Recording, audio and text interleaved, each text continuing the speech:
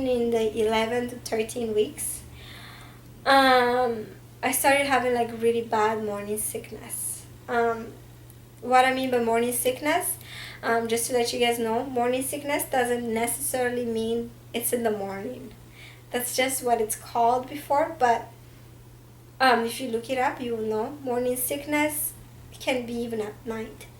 And that's the only a good thing about my morning sickness. Even when I had to like throw up, it was mostly the afternoon or late at night. So I'm already at home, not at work. Or I barely eat anything at work, so I don't have to, vomit. Sorry about that. But yeah, I was not just nauseous anymore. I actually vomit. Every single time I eat a meal, I can't hold it in. It just comes straight out, and it was like that for 3 weeks. Every single day, every single time I eat anything, except if I drink apple juice, or if I eat apple or applesauce. Those are the only things that stops it.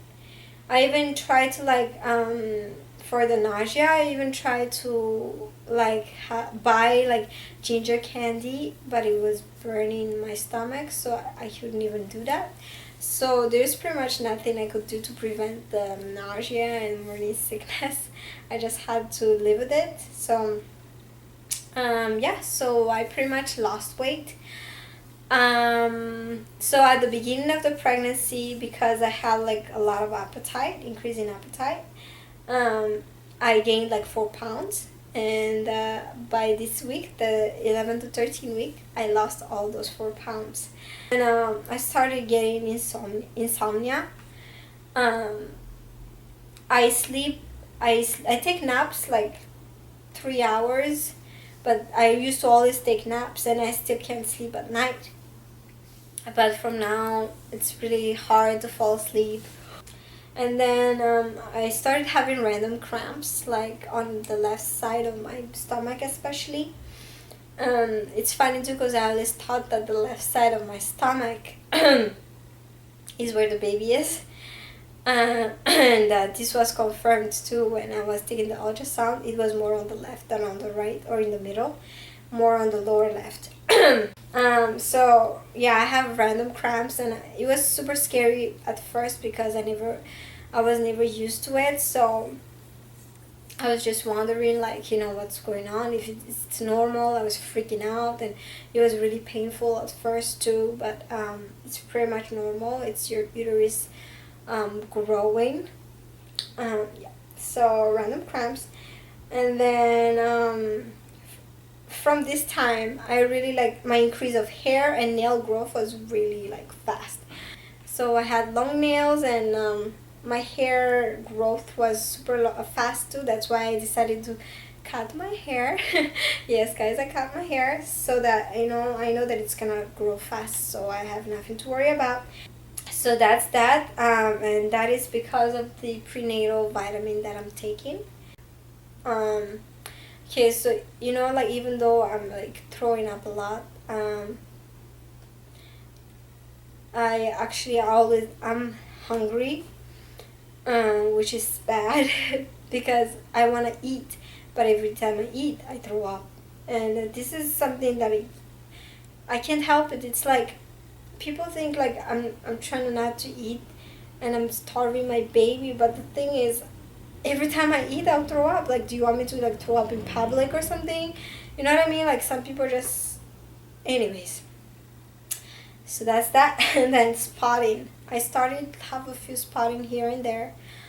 I think it's because of fatigue. So fatigue was one of the things that I guess made the spotting. So I only spotted 3 times though. So I don't think it's not really that scary, and it's not really blood. It's anyways, you know what I mean. And on my 14 weeks, my 14 weeks was my first doctor's appointment, my very first one.